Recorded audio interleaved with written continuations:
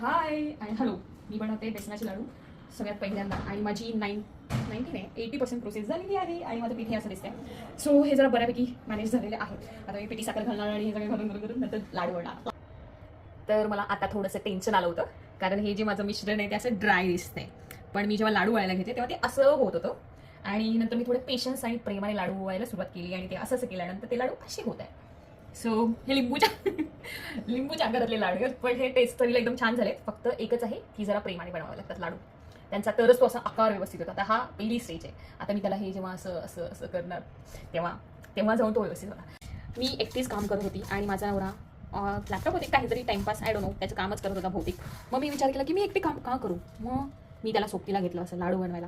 आम्ही दोघेही नवशिके, पण तो पण शिकला आणि मी पण शिकली. तर हे जे एवढे 5 लाडू आहेत हे त्याने बनवलेत. ह्याला थोडा शेप द्यायचा तो मी नंतर देईन. पण हे बाकीचे हे आमचे ट्रायल पॅक, पण आमची फर्स्ट अटेम्प्ट परफेक्ट झालेला आहे. बघा तो कसं लाडू बनवते. बाय. तुमच्या नवऱ्यांकडून पण अशीच कामं करून घ्या. थँक्यू.